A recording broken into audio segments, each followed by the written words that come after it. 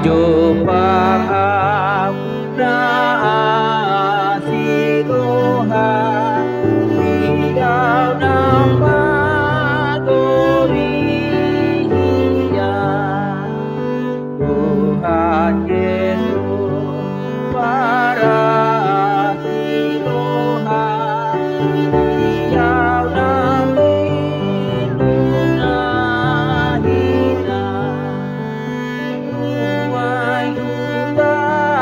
dan hati paras Tuhan ulun paras Tuhan ulun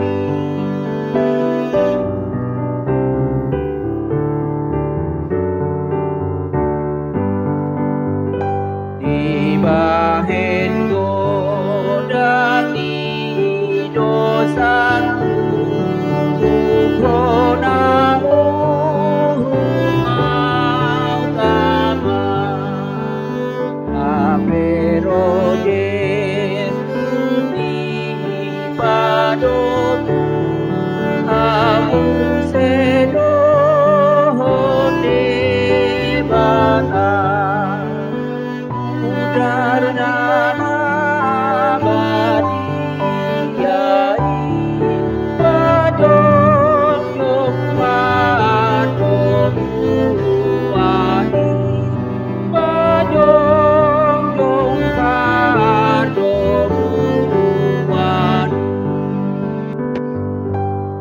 Shalom, selamat pagi, salam sejahtera bagi kita semua, saudara-saudari yang dikasihi Tuhan. Sebelum kita memulai aktivitas kita hari ini, marilah kiranya kita bersama untuk merenungkan firman Tuhan. Tapi terlebih dahulu kita berdoa. Kasih karunia yang dari Allah Bapa, itulah yang melampaui segala akal budi dan pikiran manusia di dalam Kristus Tuhan kita. Amin. Sahabat yang dikasihi oleh Tuhan Yesus, firman Tuhan di pagi ini, di hari Jumat tanggal 26 April 2024, terambil dari kitab Titus pasal 2 ayat 11, demikianlah bunyinya. Karena kasih karunia Allah yang menyelamatkan semua manusia sudah nyata. Demikianlah firman-Nya. Surat Titus ini ditulis oleh Rasul Paulus kepada Titus. Dia adalah seorang yang dipercaya untuk menggembalakan jemaat di Pulau Kreta pada saat itu. Menolong Paulus untuk mengerjakan tugas penggembalaan di sana. Di Pulau Kreta ini, Titus diberi tugas untuk memilih para penatua jemaat, orang-orang akan memimpin jemaat, orang-orang yang akan melayani gereja di sana bersama dengan Titus pada saat itu. Tetapi persoalannya adalah bahwa kalau kita melihat kepada orang-orang Kreta di sana, latar belakang orang-orang ini adalah bukan orang-orang yang secara alamiah, atau latar belakangnya adalah orang-orang yang memang siap untuk ada dalam tugas pelayanan yang seperti itu. Kalau kita melihat kepada pasal pertama ayat 12, kita menemukan beberapa identitas atau label yang diberikan kepada orang-orang Kreta, yaitu dikatakan oleh Paulus mengutip seorang nabi yang ada di Kreta di sana. Di antara kaum mereka sendiri menyebutkan bahwa latar belakang orang-orang Kreta itu dikenal sebagai orang pembohong, sebagai binatang buas, dan sebagai pelahap yang malas. Itu dikatakan pasal 1 ayat 12. Ini mengindikasikan bagi kita betapa hidup orang-orang Kreta itu ada dalam keadaan yang buruk, ada dalam kebiasaan yang jauh dari ideal untuk menjadi orang-orang yang bisa melayani jemaat di dalam gereja yang sedang Paulus dan Titus layani saat itu. Oleh karena itu Paulus mengajarkan kepada mereka tentang kasih karunia Allah yang nyata itu adalah Allah telah memberikan anaknya, yaitu Yesus Kristus, untuk menyelamatkan kita umat manusia yang berdosa ini. Kasih karunia tidak saja menyelamatkan kita, orang-orang yang percaya kepada Yesus, tetapi kasih karunia juga bekerja dalam hidup orang percaya dengan mendidik mereka untuk turut dalam kehidupan perbuatan yang seturut dengan kehendak Tuhan. Kasih karunia Allah yang bekerja lewat firman-Nya mengajarkan dan membentuk pola pikir dan hidup setiap umat manusia.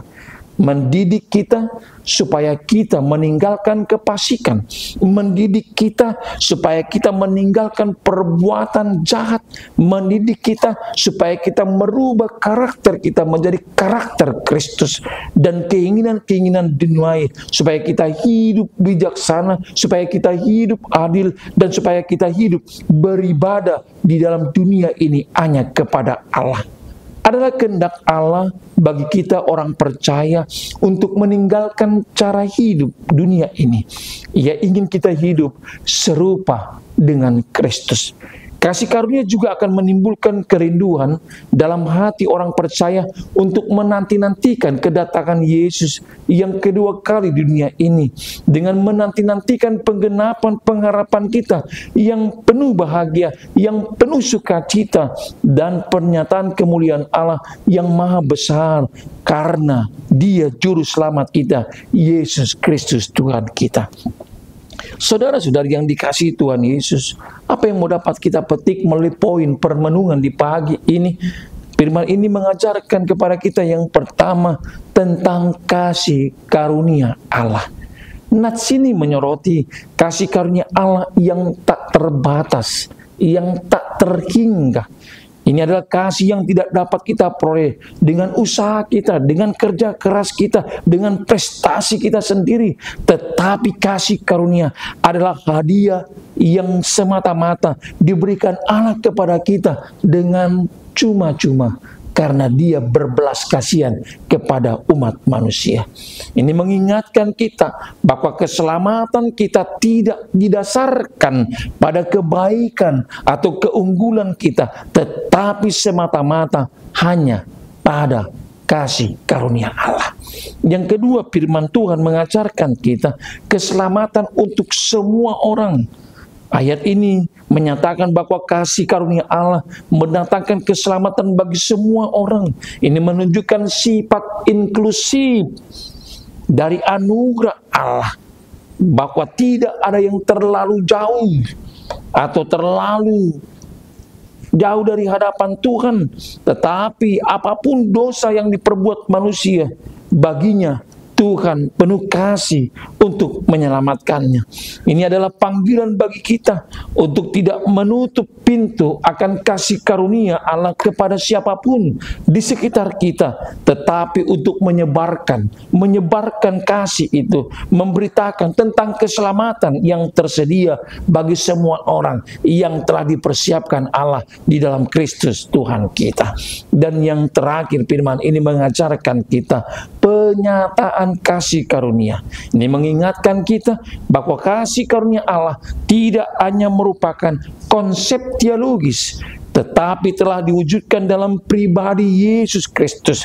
Kasih karunia itu terlihat dalam kehidupan kita. Kita rasakan dalam karya Tuhan dalam hidup kita, dan pengorbanannya dilakukannya hanya untuk kita semua. Marilah kita untuk menikmati kasih karunia Allah di dalam Kristus, dalam setiap perbuatan baik kita bagi sesama, dan kepedulian kita untuk semua orang. Berbuatlah hanya untuk Kristus, karena itulah wujud nyata akan kasih karunia yang telah hadir dalam hidup kita. Amin. Mari kita berdoa. Ya Allah Tuhan kami sangat bersyukur di pagi yang indah ini. Tuhan mengantarkan kami untuk menikmati hari yang baru dan pengharapan yang baru. Di pagi ini Tuhan telah menerangi, membekali kami melalui kebenaran firman Tuhan, agar setiap hidup kami selalu berdasarkan akan kasih karunia Allah yang telah nyata dalam hidup kami. agar dalam setiap perbuatan kebaikan kami semata-mata hanya pada kasih karunia Allah.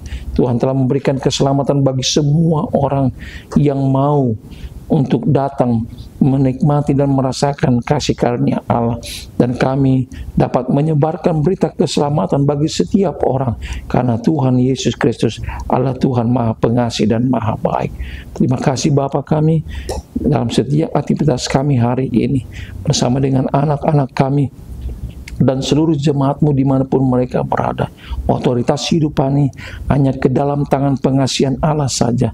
Kedaulatan kuasa-Mu menjadikan kami untuk menjadi berkat dan menerima berkat dalam perjalanan hidup kami pagi, siang, hingga malam nanti. Terima kasih Bapa, di dalam Kristus Yesus kami berdoa dan mengucap syukur, kehendak mulai yang jadi. Anugerah Tuhan kita Yesus Kristus, kasih setia Allah Bapa, dan persekutuan Roh Kudus kiranya menyertai dan memberkati kamu sekalian sampai selama-lamanya. Amin.